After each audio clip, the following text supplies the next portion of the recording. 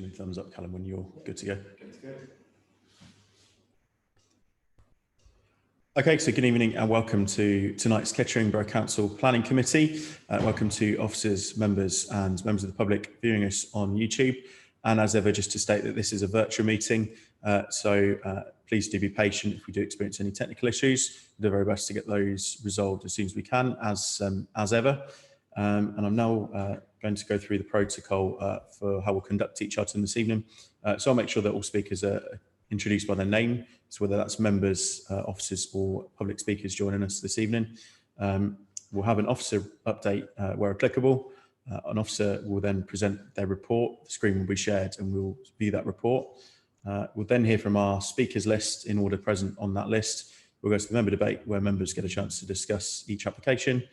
I will then state the recommendation of the planning officer, which will be voted upon at the end of that debate. We'll then seek a proposer and seconder for that recommendation. I believe Anne will conduct a vote, Anne or Callum will conduct a vote of each member for, against or abstain. And then once we've reached a decision on each application, I will state that decision and we'll move to the next item. So can I turn now to Anne to take a register of everyone attending this evening? Thank you. Thank you, Chair. If you could indicate present for the benefit of those who may be listening on audio.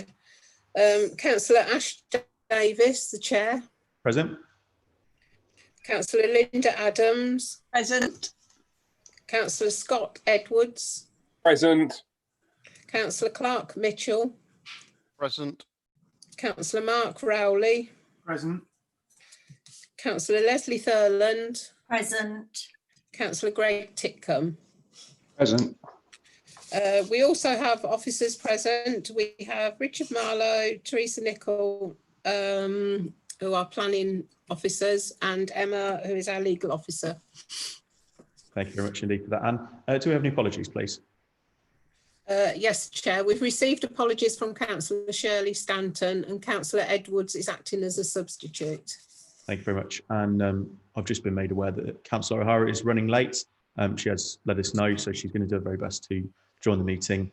And obviously she'll be let in when she joins. And obviously if she misses an item, then she won't be able to vote on that. Okay, so hopefully we'll see her very soon. Now I turn to declarations of interest. Members, if you could state any declarations of interest now, please. No declarations of interest. Okay, thank you. So we turn to our minutes from our meeting on the 29th of July. And just before I seek everyone's approval of those minutes, just to clarify, there was a slight amendment of the decision notice on item 5.1 for the site at just south of Loddington. So that really, I think that was concerned that the wording suggests that application has been approved. So that isn't the case. I can state that. However, the recommendation to further endorse an officer's recommendation for refusal with an additional reason, that is what was approved by committee to sort of further defend that refusal and allow officers to do that. So that has been clarified very kindly by Callum in the amended wording, which people can view in their copy of the minutes. Is everyone else happy with the remaining minutes on that? Okay, brilliant. So with that amendment, just to clarify for any members of the public viewing, that's where we stand with that. Plus, obviously, everything else is good to go, so I'll sign that. Thank you very much. I have no urgent items, so we have 4 speakers this evening. So on 5.1 KET 2020-0249, 79 and 81 Rockingham Road in Kettering. We have Edgar Espors, who's the applicant, will be joining us by video. 5.2 KT 2020-0261, 89 Polwell Lane, Barton Seagrave. We have Laura Kay, who will be joining us as agent for the applicant. 5.3 KT 2020-0370, 26 High Street, Burton Latimer. Councillor Groom will be joining us as ward councillor for that application. And 5.4 KT 2020-0433, 33 Kirklands Road in Desborough. Councillor French will be joining us to speak on that as ward councillor as well, all by video, so no written statements. Okay, so without further ado, we move to our first item, which is item 5.1 KET 2020-0249, 79 and 81 Rockingham Road in Kettering. I believe there is an officer update on this as well as the presentation. Callum's just going to bring that up now.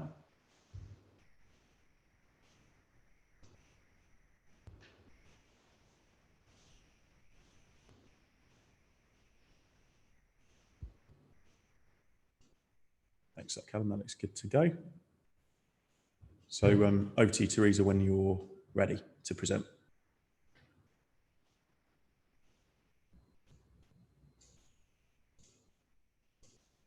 You're muted, Teresa.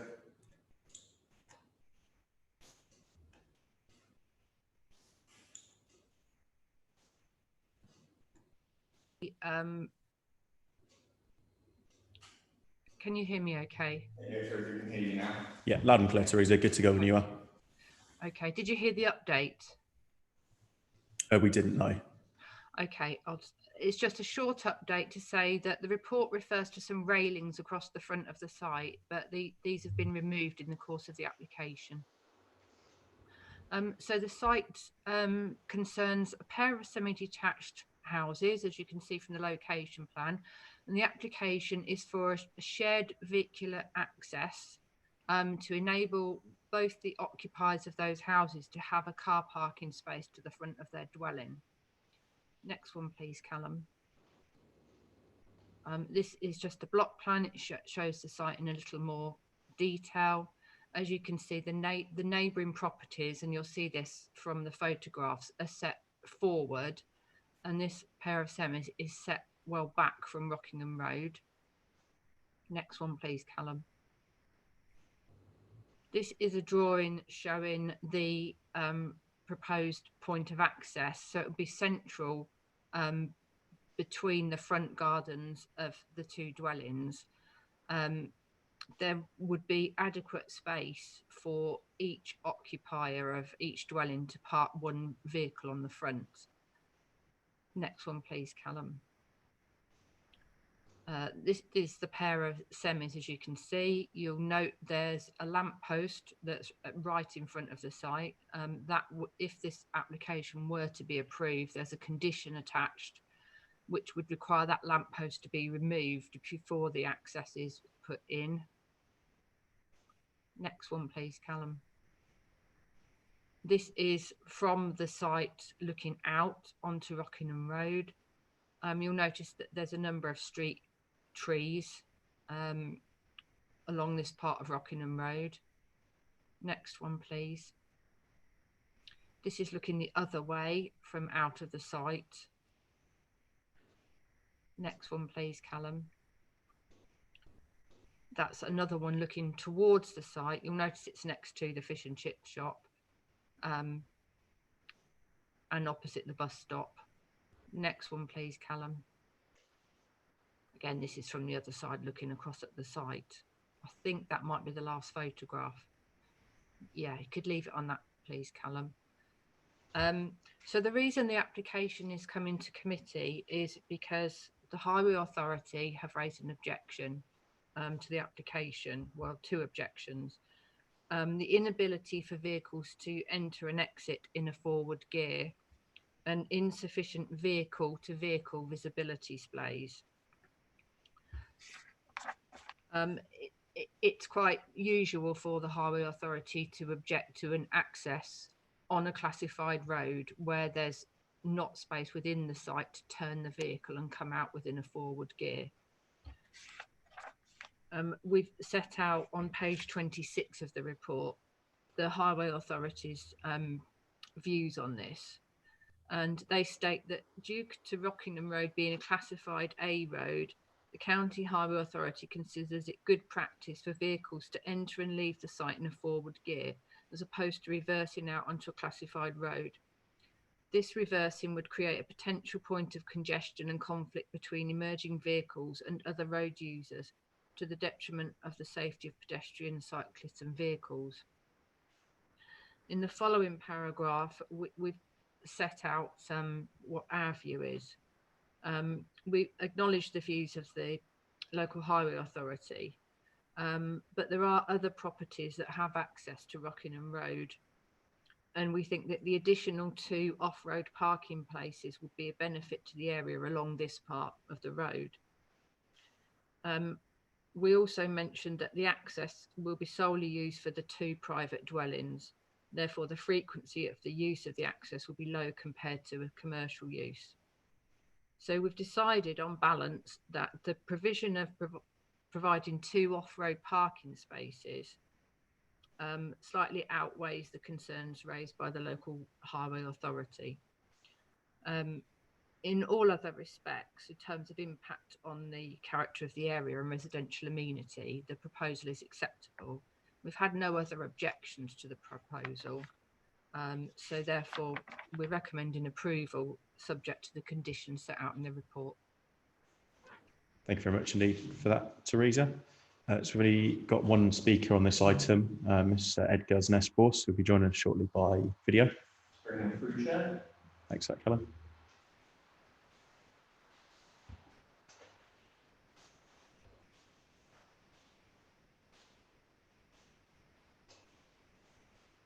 Good evening, Mr. Nespors. Can you hear us?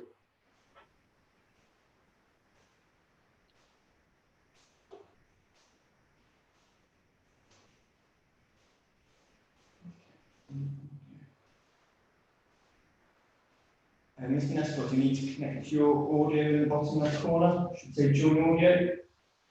Oh, there we go. Mr. Nespors, good evening. Can you hear us? Oh, it's just connecting to audio.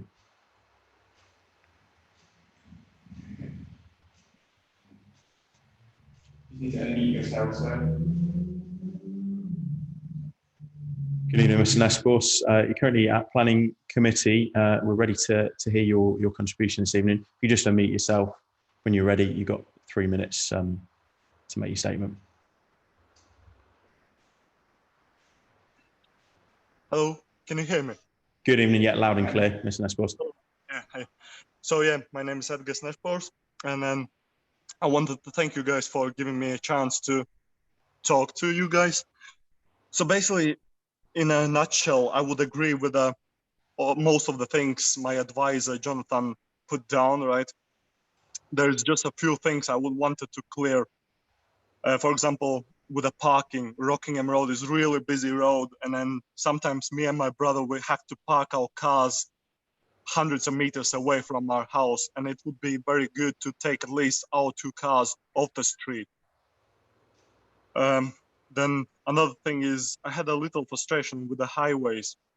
We had a back and forward with them a few times. I had to change my plans, right? And then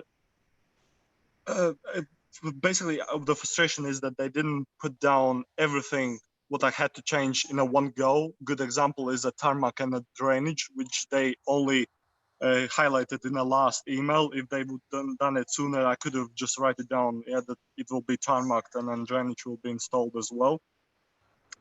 Then I wanted to explain vehicular visibility splays, why I didn't put them in scale in my plan. Basically, it needed to be, as I understand, needed to be in scale, in a detailed scale. So in my understanding, it's 1 meter to 1 centimeter on A4.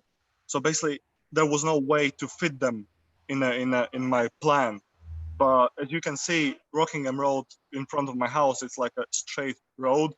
There's nothing in basically what would cover the vehicle visibility. So that's that. And the pedestrian visibility place, yeah, that's again, there's nothing now. I've removed the metal fence, which was when I bought the house, me and my brother, basically we removed, and there's nothing to be in front of the pedestrians as well. So you could see clearly. The only disagreement I have with the Jonathan and then the highways is about driving in a forward gear and then driving out. Basically, if you drive in, there's plenty of space. If you can see the plans, it's more than 9.4 meters wide and then 11, I believe 11 and 5 long.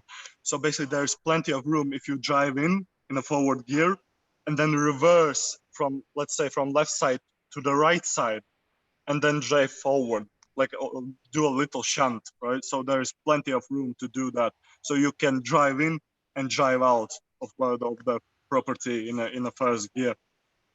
And then I took a look on other basically removed curbs in front of the houses on the Rockingham Road, and then there's plenty of dropped curbs in the front of the houses, and I just can't see the reason why I can't do the same.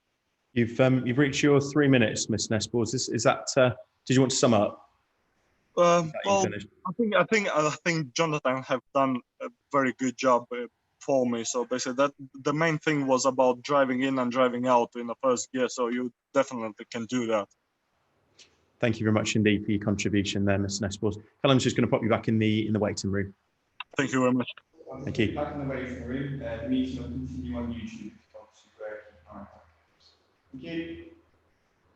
Thanks for that, Callum. Okay, so we move to the member debate, and Councillor Edwards, please, to start the debate.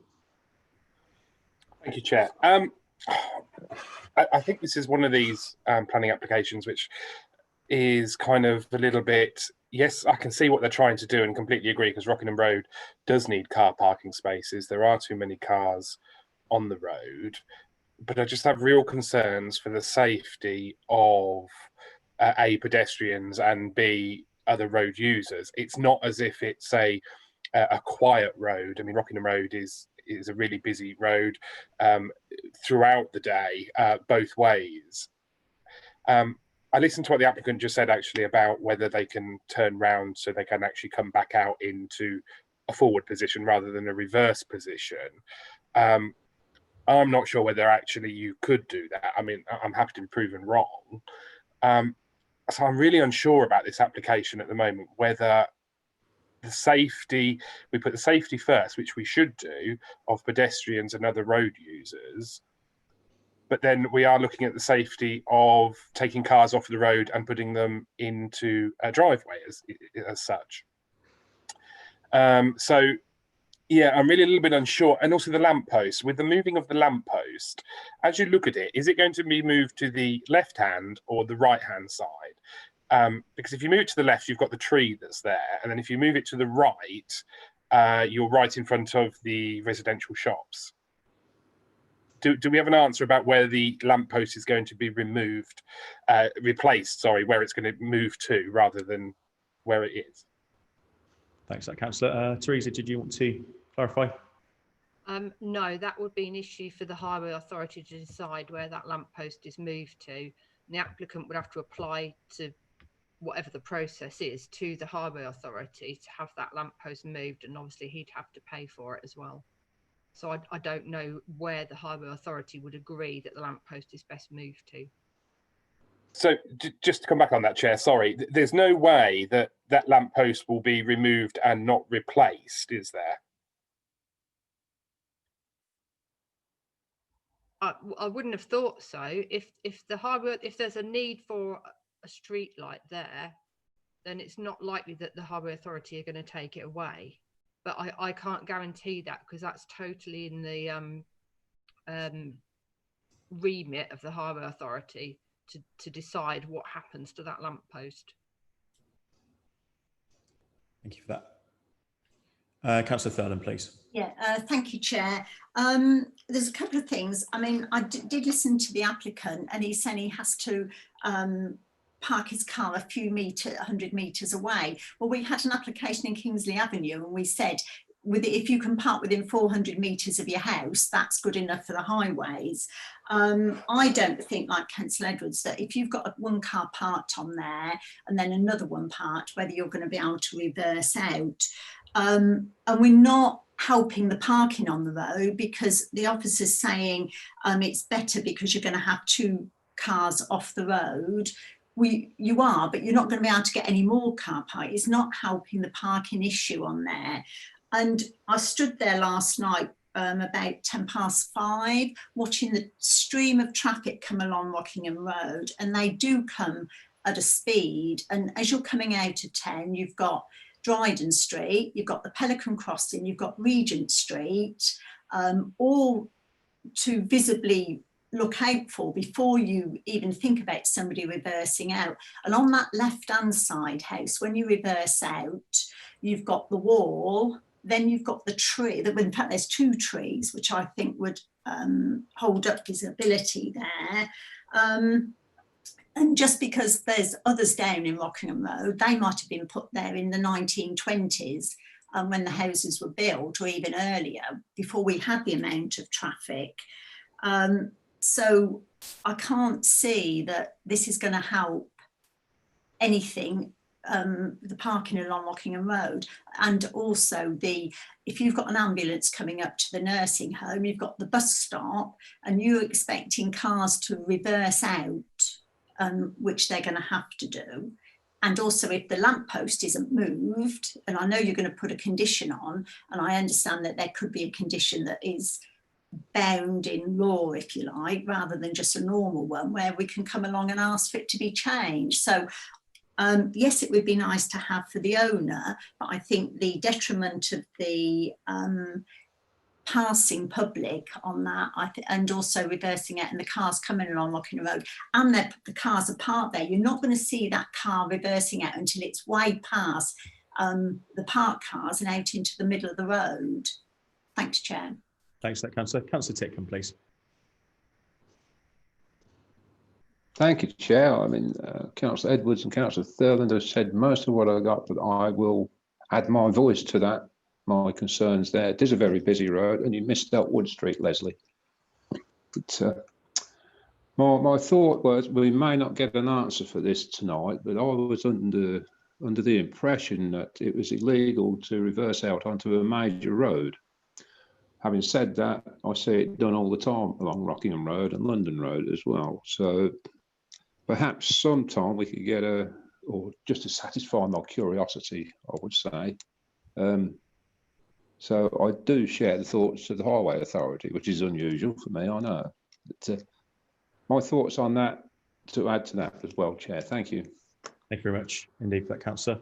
Can see Councillor O'Hara's now been able to join us. So good evening, Councillor O'Hara. And Councillor Adams, pleased to have your say. Yes, thank you, Chair. I mean, yeah, I support the concerns that have already been voiced. There's several issues on that very small area of roadway, because you've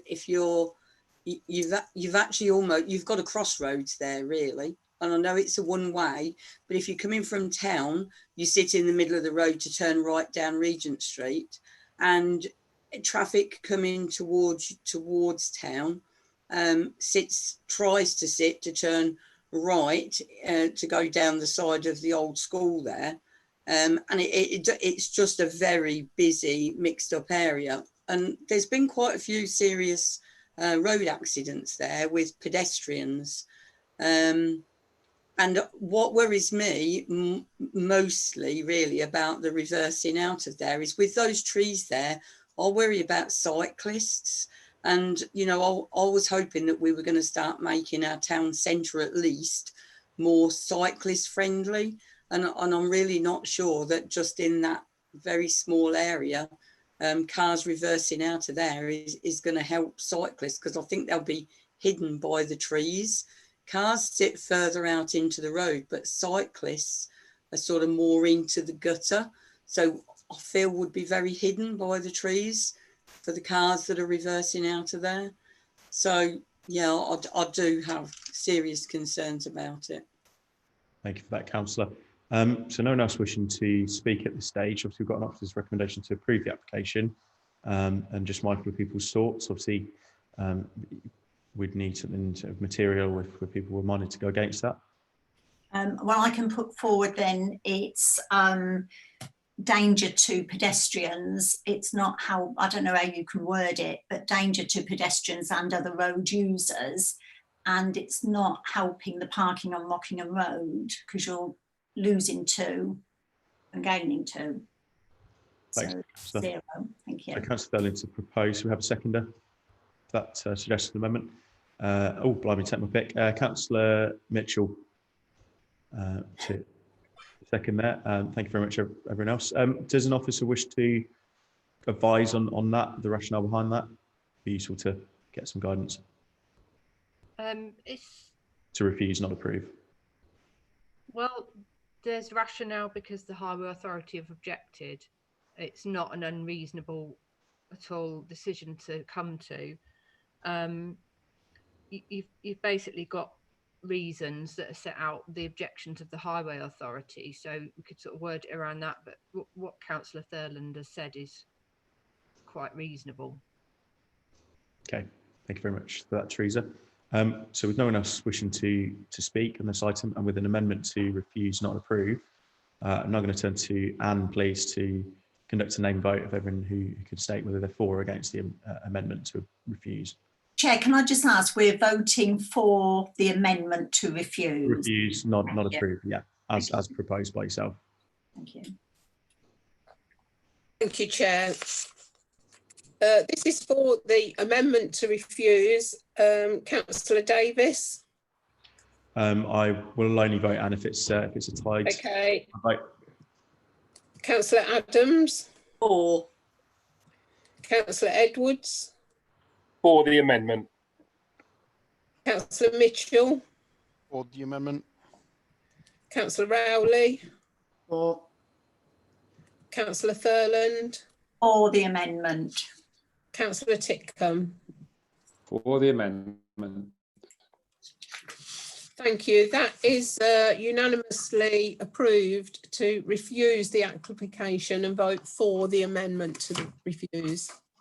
Thank you very much for that vote there. So that application is therefore refused for those reasons stated, not approved. Thank you very much. So that concludes that item and moves us to item 5.2 KT 2020-0261, 89 Powell Lane in Barton Seagrave. No update on this one, so we'll go straight to the report.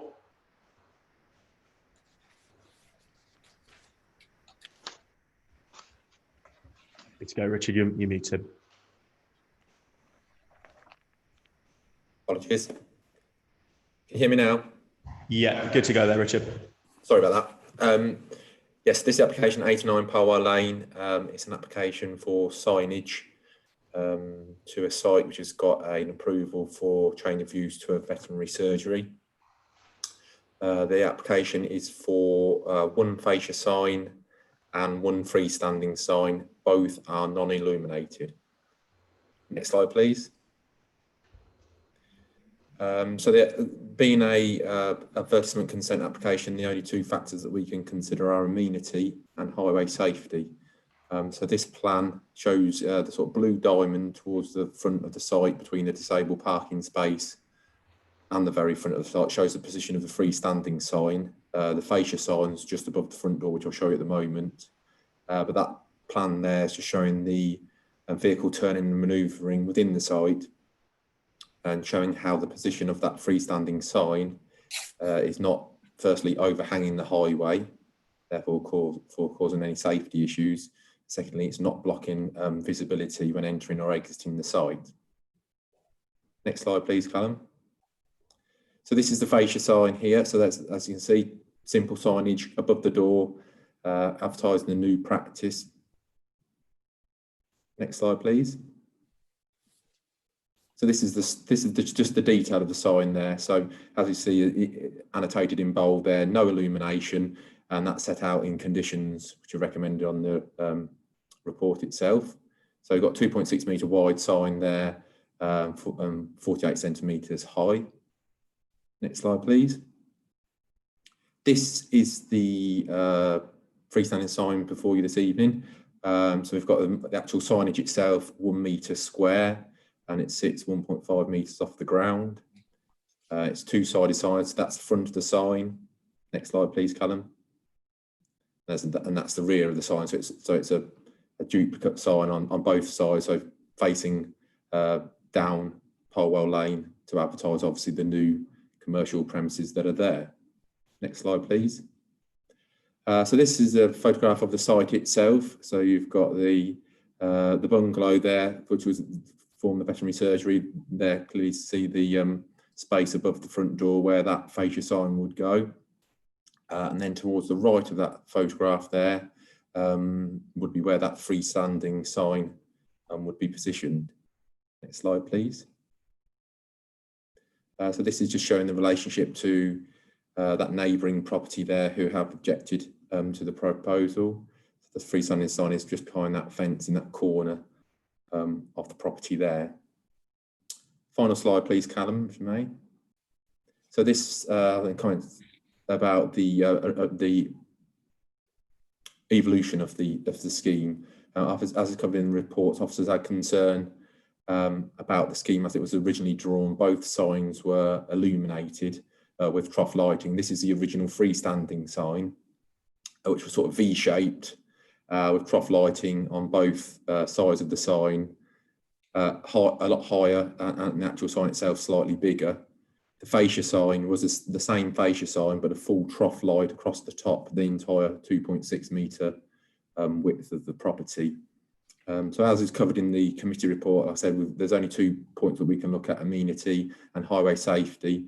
As has been demonstrated on those plans that I've just discussed, we don't believe that there's an issue with highway safety that will cause officers to recommend anything other than approval. On the amenity grounds, the original scheme, as drawn with that illumination and the size of the signage, wasn't felt to be acceptable in that predominantly residential area, and not sort of characteristic of Polwell Lane and the quality of development in that area. The applicant, to be fair to them, has worked sort of proactively through the process, seeking to revise the proposal to its current state with that simple two-sided freestanding sign and that fascia above the door, which will hopefully achieve what they obviously want to do, which is obviously advertise their consented business, a new veterinary surgery, but obviously be respectful to obviously the neighbours, and particularly with the loss of the illumination, not be something that in the winter months, in the late evening and during the night time that's glaring or cause any sort of detriment to that area. So officers consider that the proposals doesn't cause any detriment to sort of amenity. There's no highway safety concerns, and therefore that's why we're recommending it for approval. Thank you very much for that, Richard. Okay, so that moves us to our speaker on this item. We've got Laura Kay, who's the agent for the applicant. So Callum, once again, is just going to bring her through.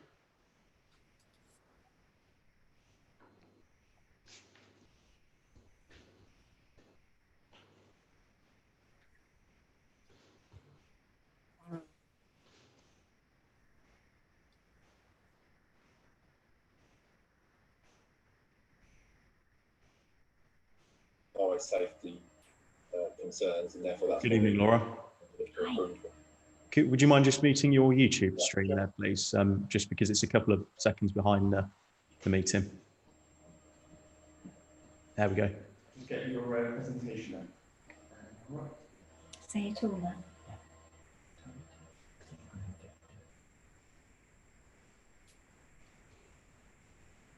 Whenever you're ready. Would you like me to start? Yes, please. Yeah, you got 3 minutes and your presentation's displayed, so ready when you are, Laura. Lovely, thank you. Good evening. My name is Laura Kay. I'm speaking tonight on behalf of Stuart Flavel, the applicant for these advertisement plans. We have worked proactively with the development officers at Kettering Borough Council since April to come up with a signage proposal that is appropriate for our location in Barton Seagrave and that will not have a detrimental impact on our neighbours. In summary, we have proposed a fascia sign and a freestanding post sign with simple professional designs and mindful dimensions. Both signs will be made from a smooth, smart-looking aluminium composite and will have a discreet matte finish. I would like to reassure you that our signs will not be tacky, garish, or obtrusively showy, because this would be a misrepresentation of our veterinary service. The local planning authority have concluded that our proposed signs will not adversely affect the visual amenity of the area and that they will be compatible with the other business signage already displayed on Polwell Lane. If you could kindly share slide 1, which I think is up. This shows several examples of the post signs of other veterinary practices in the region that are sited on residential roads. We understand that a small number of neighbouring residents originally had concerns about the illumination of our signs. We have acknowledged this by removing all sign lighting from our application. This was the only concern raised by the Parish Council and has now been removed. I would like to bring to your attention that the comments from the local highway authority on the committee report this evening are historic. Since these comments, detailed drawings of the positioning of the freestanding post sign have been submitted. If you could please share slide 2 for me.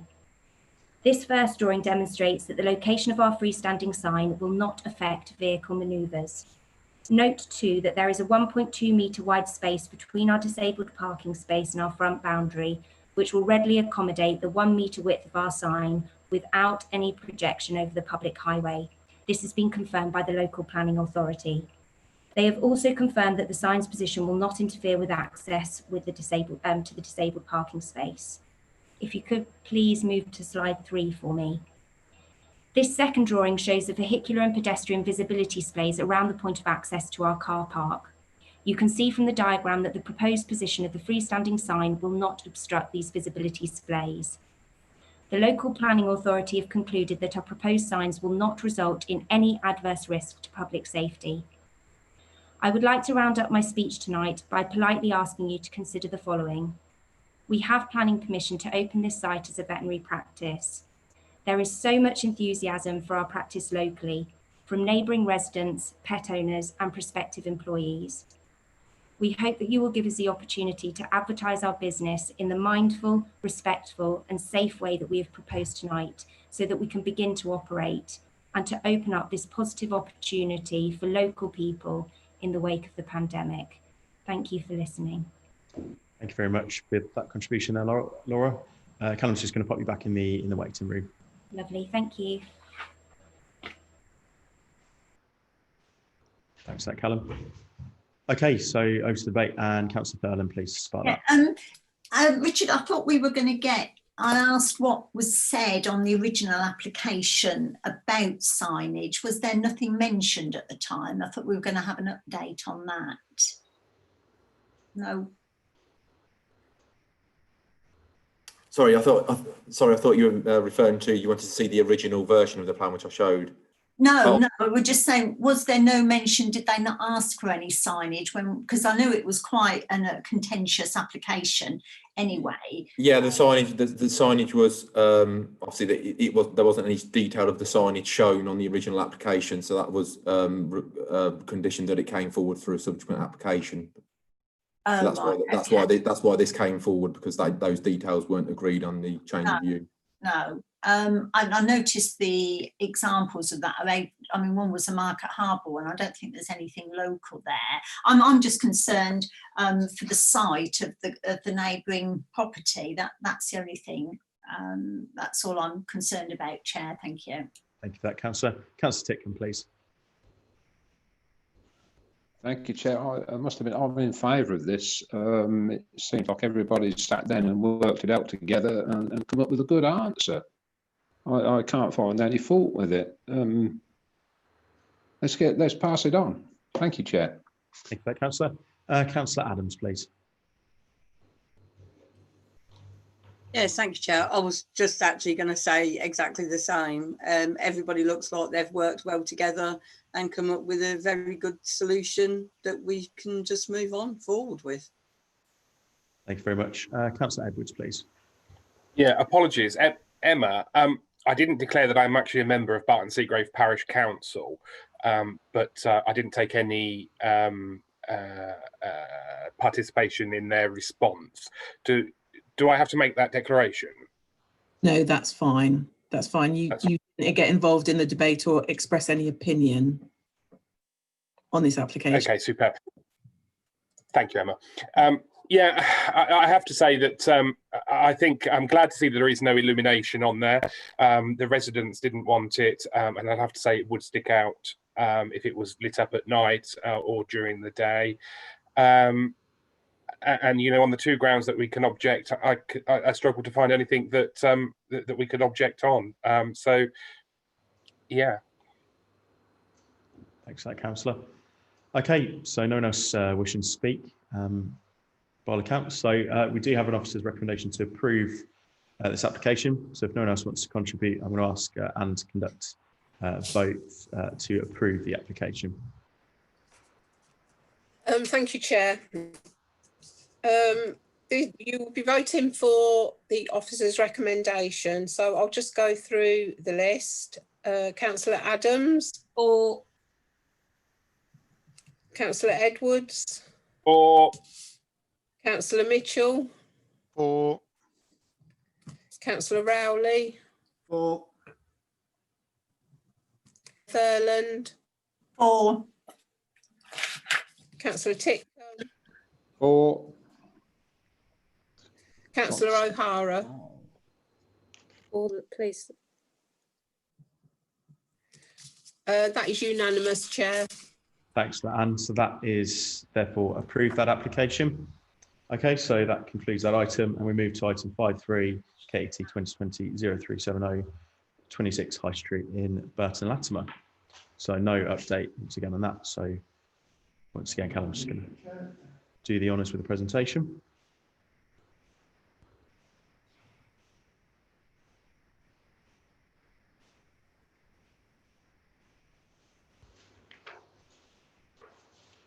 There we go. That is good to go. Thank you very much.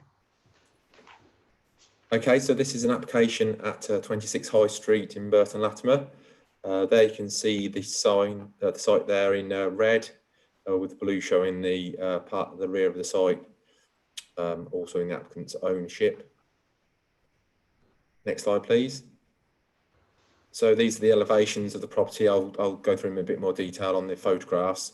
The key, as is covered in the report, is the only elevation or change that is proposed is that one on the top right-hand side of that diagram there, which is that insertion of the new window on the east elevation, which forms a front elevation of the building at first floor above the shop front fascia. Next slide, please. So we've got the internal layout. We've got the lower sales area, the main entrance to where the arrow's shown on the right-hand side of the middle diagram. You've got the access drive there that separates the site with number 30, who is the objector to the scheme, and I'll talk a bit more about that in a moment. And then at the first floor, you've got pure conversion with the insertion of that window on the front elevation. So as you can see there, you've got sort of, because of the change in levels internally, you've got a disabled access, which is utilising an existing entrance into the site from that sort of side access. I'll show you that on the photographs in a moment. Next slide, please. So that's that side elevation. So that's that left-hand door there near where that number 30 bin is where the area is proposed for that disabled access. Important to note, as is covered in the ejection, that this part of the site is actually owned by number 30, who's the objector that you can see just to the left there, and that's their vehicles parked on the drive. But it's a historic restaurant use, as you'll see from the back history of the site. I understand it was a very popular Chinese restaurant in its day, but it's a building that's been vacant for a number of years. You can see there at the back of the picture the extraction flue from that previous restaurant use. There is, however, despite the fact that that's in separate ownership, there is that historic right of access, pedestrian access, hence why there's those openings onto that neighbour's drive. You'll notice there also as well, obviously at first floor, the openings that look across towards that neighbour. Next slide, please. So this is showing the front of the property. This is just sort of looking slightly further up the high street. If you could zoom in on that photo, it would be nice, but appreciate you can't. But the building, because it's been vacant for a number of years, the stonework in particular is in a poor state, and it's in need of active use to ensure the building's long-term future. Next slide, please. So that's a better shot. So there you see on the left-hand side there, that's number 30, and you'll see there the three-storey property with windows that all face across towards, as you see, the China Palace restaurant, the historic restaurant use. There you can see on the frontage of at first floor where that window is proposed, it's an area where there's been historic sort of blocking up or changes to the fenestration over the years. So that new insertion of a window isn't considered to be at all harmful. We've got a condition that would ensure that that's something that's of a quality which would respect the conservation area location. Next slide, please. So this is an important slide. So this shows, this is standing right at the entrance to that neighbour's access driveway. So there you can see the relationship between the neighbour's sort of side elevation there and the proximity looking across that drive towards those existing openings on the other side. The neighbour has sort of objected on amenity sort of privacy grounds. And that's obviously covered in the report, it's important to highlight that obviously the extant use and of the unit is an A3 restaurant, and that could open without needing planning permission at any point. And given obviously the hours that a restaurant would open, there would be obviously a high degree of visibility between those two windows, which is a historic relationship, something that obviously has generated over the years in that sort of town centre location, and therefore not in itself something that we believe that necessitates obviously the removal of the windows or an obscure sort of treatment to those windows through this proposal. Next slide, please. That's it. If you just go back to that previous one, that's great. Yeah, so in the report, I've obviously set out the neighbours' concerns. Like I say, they obviously talk about the drive, and they also talk about those amenity aspects. It's very important to obviously note, which is covered in the report, about what's happening with the use classes orders and recent changes to use classes orders that came into effect at the start of last week. This application talks in the old sort of A use classes, so this is going from an A3 restaurant use to an A1 retail use. But as of the start of last week, those use classes have changed, and are now Class E, as it covered in the report, so that any change of use wouldn't need planning permission now. But there are these sort of provisional material, sort of transitional period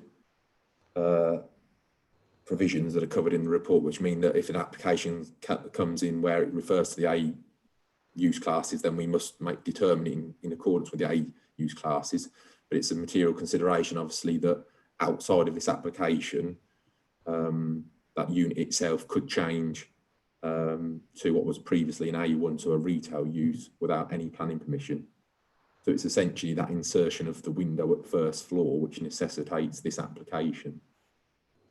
We've got obviously conditions on the application, but as highlighted, it's a building that's in desperate need of an active use. There's been a degree of interest from local councillors and local proprietors and occupiers who are showing interest in the unit. So it's something that hopefully can add to the vitality and viability of one of the market towns within the borough, which have obviously a number of benefits for the town itself and the wider area. That's why we're recommending it for approval, subject to those conditions set out in the report. Thank you very much indeed for that, Richard. Okay, so we have Councillor Ruth Groom who wants to speak on the item as ward councillor, so she'll be joining us now.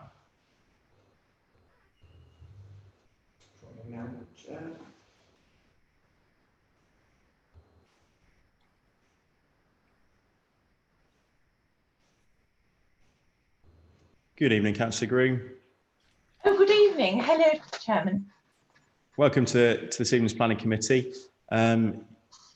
Ready to go when you are. Right.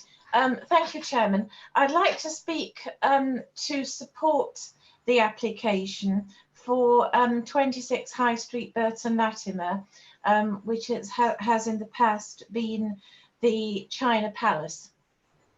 It has been near derelict for many years, and I think that redeveloping it to do something useful without changing its appearance drastically would be of great benefit to the community.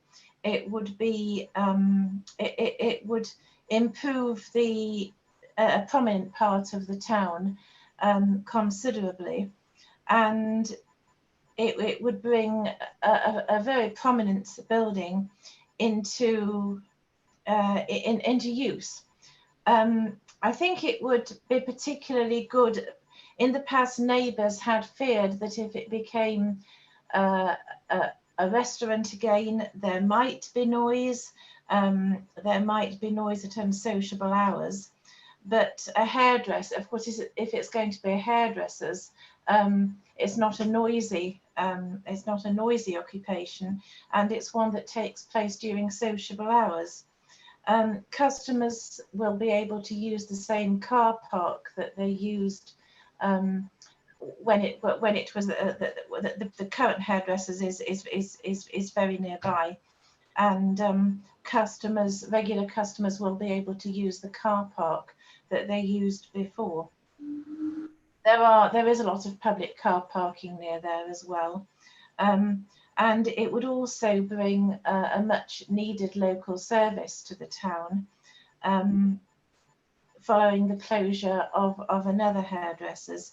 So I think use of this shop, use of this building as a shop, I think it's an inspired idea, and I think it would add greatly to the town.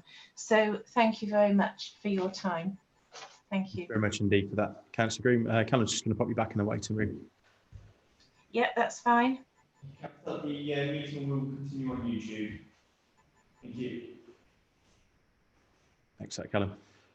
Okay, so over to member debate and Councillor Edwards, please, to start. Thank you, Chair. Yes, I really like this application, actually. I think every time I drive through Burton Latimer, that building stands out. And every time I see it, it gets more and more dilapidated. It's good to see something actually being done with it and put to good use. I think there's too many buildings out there at the moment that are just left to fall apart. I just want to question, so the neighbours' complaint regarding the access. So what we're saying is that when it was previously a restaurant, that entrance was still used. Is that correct? And so currently it will still be used as a disabled access. Is that correct? Yeah, there's a historic right. If you remember on that photograph where I pointed out the big extraction flue in the corner, adjacent to that there was a historic garage, which my understanding was where the food and provisions for the restaurant were stored, and so therefore there was some historic comings and goings up that access to service the restaurant use. Now, clearly, as the local councillor has highlighted, the unit itself has been vacant for a number of years, so there's been no active day-to-day use of that. But the historic use, with those, as you can see from the photographs and those entrances onto that adjacent access, there is a historic right of access across that private drive for whoever owns this property. The applicant is obviously looking to bring it forward for a A1 retail use. They're obviously looking to, given the change in levels, sort of 3 or 4 steps between the lower level and the middle level on the site, they're obviously looking to enable access for all residents, including those with disabilities. But yes, the application itself, as you would see from the openings, there's no reason to believe, as is covered in the report, that there's anything other than that would be a sort of an occasionally used secondary access, and the primary access would be through the shop fronting onto High Street. Thank you, Richard. Yeah, so I mean, if it's been historic and it has always been used for that purpose, then I fully support this application. Thank you very much indeed for that, colleagues. So, Councillor Rowley, please. Thank you, Chair. Given from, well, if I understand it right from what Richard said, the only reason it's here in front of us is because of the window now that is replacing what from the looks of it, there used to be a window there anyway. So if it wasn't for the window, they could just presumably withdraw the application and change of use anyway. But I don't see a problem with it. If we can get a building back into use, then I'm all for it. Thanks, Councillor. Councillor Thurland, please. Yeah. Councillor Groom said it was going to be a hairdresser's. I mean, when I saw a shop, a retail shop, I was expecting it to be a grocery shop. Does it actually say that it's a hairdresser's, or have I missed it? No. To clarify, obviously the permission and the application that's before us is change of use to. Obviously, as I mentioned, it's in the old A uses, but change of use from restaurant to an A1 use, so that's a retail use. But hairdressers falls within an A1 retail use. So there has been interest locally from a hairdresser, but yes, it could equally be a greengrocer or a news agent or anything else that's retail use. Yes. So we don't know what it's going to be used for. No. Okay, thank you. It's a pity it's not still a Chinese restaurant, because it was very good. Thanks, Councillor. And Councillor O'Hara, please. Thank you, Chair. Richard, can I just ask a few questions? Like we've already said, it used to be a Chinese restaurant, so therefore the people traffic, if you like, was quite high, and there used to be some very good parties in there as well. So the noise element was over to the back of the building. So upstairs is really quite large is the presumption that the retail, whatever goes in there, there would be the equivalent to 2 retail units, because they have cleared out all the ground floor, and then you've got all the space upstairs, which, as you can see from the plans, is quite a large area. So I know that it says that the main entrance is going to be on the high street, and the disabled access around the side. But is there anything in there that states it's going to be split into 2 retail units, or can it be split into 2 retail units, or would it have to come back to us? That's my first question. The second one is that although historically that drive has that building has always showed a symbiosis with the other building that is a home, the building as it fronts onto the high street, from memory, the front part of it was the kitchen area, and then the upstairs obviously is the bedrooms, etc.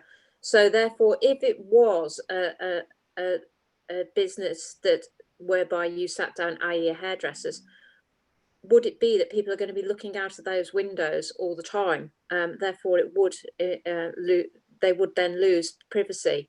I'm quite agreeable to its change of use, etc.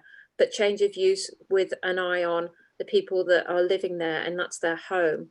So, to protect them, do we need to do anything in terms of whatever business goes in there to make sure that they don't lose their privacy? And also to know whether, if it does split into 2 units for business use, would they then have to egress through the front door and not start using the side door just because it's two businesses? Because the stairs used to be set back about 1/3 of the way in, but that's all been ripped out. So I don't really know, and I can't tell from the plans how they would do that if that happened, because I think it's too big to do one business.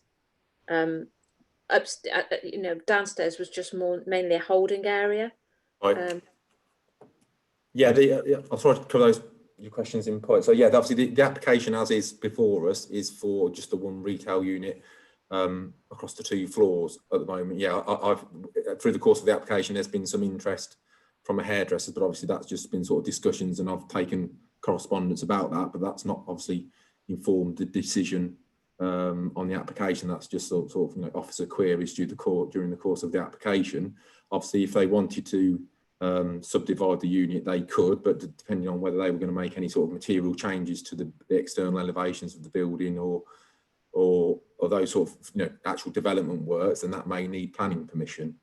On the actual unit itself, obviously, don't know, I probably didn't cover it in the report, but it's in the report, covered in the presentation. But the rear element of the historic restaurant use, and a little bit sort of going around the corner to the rear of this site, has an approval for conversion to 4 residential units. So this is what's left of that sort of, I understand it was obviously like an L-shaped building. This was 26 sort of running from the high street, and 28 was a bit running across the back, or 28 and a little bit around the corner of this unit has that approval. It was allowed by planning inspector around about 3 years ago from memory for conversion to 4 residential. So this unit would only ever be the size that's shown on those plans, the red line. Moving on to obviously the relationship with that neighbour, obviously as officers we can appreciate that is, if that was a new development, that is a close relationship, obviously separated by the width of that drive. That would be something that obviously we would potentially in a new application we would look to amend or resolve or change if it was a fresh application. Obviously in this case there is an existing, or what remains of an existing restaurant use that could open, like you say, this evening, and be open till late in the evening at the weekends or whatever, that would then have people potentially sitting at a table eating their Chinese or whatever it might be, looking across, and that would, for that neighbour, would clearly cause some amenity concerns, particularly given that obviously, I'm not sure how many years it is, but clearly for a number of years, that property has been derelict, and therefore that neighbour hasn't experienced any activity in that adjacent property at all. So there would be an impact for that neighbour, but we don't think that, given its historic use and what could happen without planning permission, we don't think it would sort of jump the level that we would need to start blocking up those doors or obscuring windows or those sorts of things, because particularly given, as well as has been mentioned, obviously the difference that could be come forward through an A1 use. It could be a hairdresser's, which would have potentially certain hours and certain level of activity. It could be a greengrocer's. It could be a clothes shop. You know, there's different uses with different amenity impacts within that use class itself. Thanks for confirming on that. Councillor Furlan, please. Yeah, I think you've just answered it, Richard, because I was wondering, they're asking for frosted glass. Are we saying, because it's never been frosted glass, that we wouldn't ask for that as a condition now? Exactly, yes. As I touched on, because obviously they can, if they don't do the window at the first floor, they can, irrespective of this permission, through these new provisions, they can, obviously, given what's happened the last 6 months nationally, the government's sought to, for these town centre uses, sought to allow a bit of freedom and change between all these different uses, which from the government's point of view, they consider don't have sort of residential amenity concerns. So given that they can change to what was previously an A1 use or an A2 sort of financial service use without permission, then it's not considered in this case to be particularly reasonable to be obscuring all those windows. Yeah, and obviously they're not adding windows, are they? So it's not going to have any more. And just putting the new one back in the front. Yeah, it'll be good. Okay, thanks for that. So no one else wishing to speak on this item in this debate. So therefore I'm going to ask Anne to conduct a vote on the officer's recommendation to approve the application. Before we conduct the vote, could I just say, Councillor Morton, I don't think you were here, were you, for the start of this? No, I can't. So, just after. So you won't. Yeah, so you won't be able to vote on this application. That's fine. That's fine. Right. So I'll just go through as before. We are voting for the officer's recommendation. Councillor Adams. For. Councillor Edwards. For. Councillor Mitchell. For. Councillor Rowley. I believe he's left the meeting now. Oh, has he left? Oh, I didn't. Did anyone see what time he left? I've got it recorded down. Right. Okay. Thank you. Yeah. Councillor Furland. Councillor Tickham. For. Councillor O'Hara. For. So that is unanimous, Chair. Thank you for that. And plus obviously Councillor Morton's abstention there. Brilliant. So that application is therefore approved. So that moves us to item 5.4, KET 2020-0433, 33 Copelands Road in Desborough. No update. So as usual, Callum's going to put the presentation on screen. There we go. That is good to go, Teresa, when you are. Thank you. Okay, so this is an application for an extension and an increased height to an existing detached garage at this residential property. Next one, please. This shows you the position of the proposal in relation to the property and the neighbouring properties. The existing garage is the front part. The extended part would be that bit that's slightly dog legs out.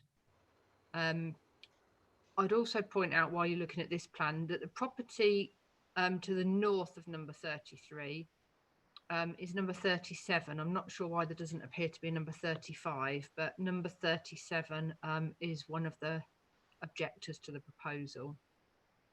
Next one, please. So this is the elevations of the existing garage. Next one, please, Callum. That's the floor plan of the existing garage. Next one, please. This is the elevations of the proposed garage. Next one, please. And this is the floor plan of the proposed garage. So the dark outline is the extension. The front part is the existing garage. Next, please, Callum. Should be the photos, yeah. So this is the property in question. So as you can see, it's a detached bungalow. And if you look down the drive, you can see the garage in the background, and you can see the hedge that separates the property off from number 37 next door. Next one, please. This is looking down the garden to the host property. Next one, please. This is looking across the side elevation of the existing garage across the applicant's patio. So again, that shows the boundary between this property and the neighbouring property, which is formed partly by the fence, and then there's a hedge. Next one, please, Callum. Excuse me. This one shows the relationship of the site to that neighbouring property number 37. Next one, please, Callum. This is the space where the garage extension would go. Next one, please, Callum.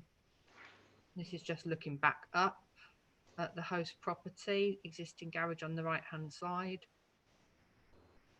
Could you go back to that one where you can see the neighbour's property really well?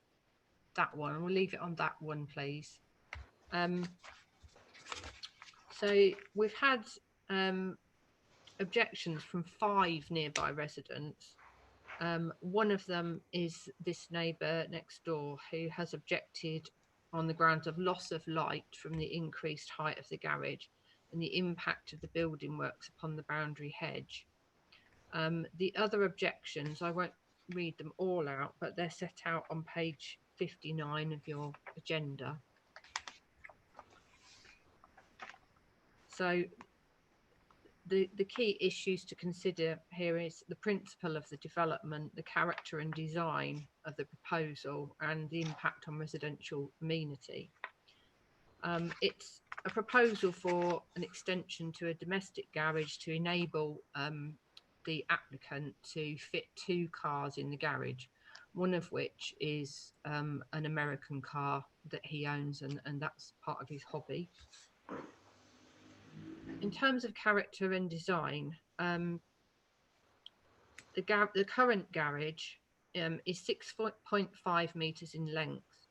It's 4.4 metres wide, and the gabled roof has an eaves height of 1.8 metres. The ridge height is 3.3 metres. Proposed scheme would extend the garage length to the rear and increase the height. The overall length would create a tandem garage of 13 metres in length, an eaves height of 2.8 metres, and a ridge height of 4.6 metres. The extended section, so the part that doglegs out, would be 1 metre wider than the existing garage. Materials would match the existing, and if the application's approved, we would ensure that by attaching a condition. So in terms of the increased height, the overall apex of the roof would be increased by 1.3 metres at the ridge, and it would be increased by 0.5 metre at the eaves. In terms of street scene, as you saw from the previous photos, the garage is well set back from the street, and it would be barely noticeable when you walk past from the front of the property. The gardens to these properties are quite substantial, as you saw from the plans and the photos. And in terms of character of the area, we don't think that the proposal is detrimental in that respect.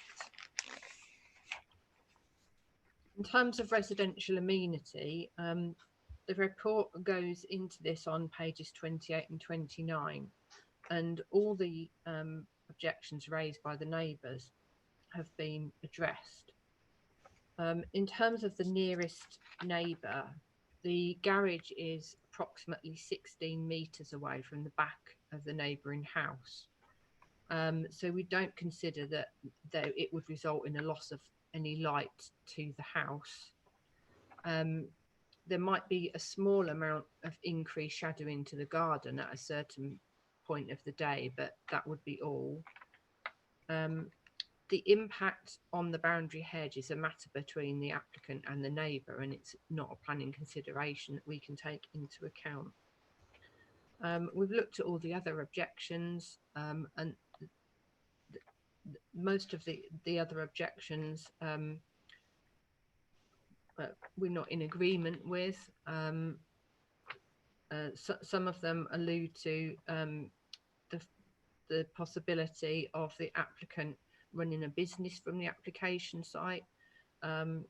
It's not an application for a change of use to a business. It's a residential application. Just to be certain, we put a condition on we're suggesting a condition so that if the application is approved, it remains incidental to the enjoyment of the dwelling house. So having said that, I'll leave it there, and we're recommending approval. Thank you. Thank you very much for that, Teresa. So we've got one speaker on this item, Councillor Jim French, will be joining us shortly. He'll be speaking as ward councillor for this application. Thank you. I never touched it. It's flashing there. Good evening, Councillor French. Hang on, where's your arrow? Where was it flashing? There. Yeah, that one. Can you hear us, Councillor French? Good evening. Here on Good that evening. one flashing. This one. That's it. That's Good it. evening, Councillor. Say, I can't get it any bigger. Good evening. Good evening. So we're at that point in the item when you're good to speak, when you're ready, Councillor. Okay.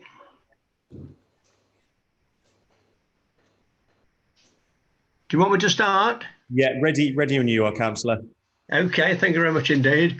Right, I'm representing Mr. and Mrs. Nathan Hopkins of 33 Copelands Road this evening. They're seeking an application by the Kettering Borough Council to raise the roof of an existing garage and extend to the rear.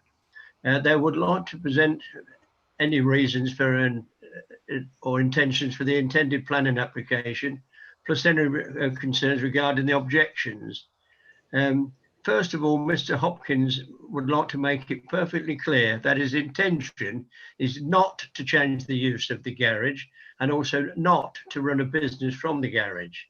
The garage is for purely domestic residential use only, and he does not intend to run a vehicle body and repair shop, as some of the residents seem to think.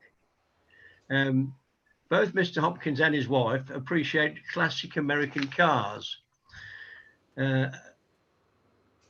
And as you know, American cars and trucks are probably significantly longer, higher and wider than regular cars in the UK. This is why the application is to extend and raise the height of the existing garage. They enjoy going to shows where they can see other American vehicles and can speak to other enthusiasts that share the same hobby as themselves. They are now fortunate enough to have been able to purchase an American car and also have the intention of acquiring an American truck. This American truck is considerably higher than a British truck, so therefore they want an extended height arrangement. The intention to raise a roof is so they can get both vehicles into the garage with ease. At the moment, they struggle to get their current American car into the garage. Their current car is 51 years old, and once they are able to purchase a truck, that too will be also quite old. With this in mind, they require a lot of attention to keep running and up to standard to enter into the shows around the country due to their age of the vehicles, and they need to be stored in a dry garage. They have requested to put patio doors to the rear. This is for two reasons. Firstly, they have a garden tractor with a trailer on which they use to bring stuff from the front of the house to the bottom of the garden, i.e. lorry loads of logs, which they use for their wood burning stove.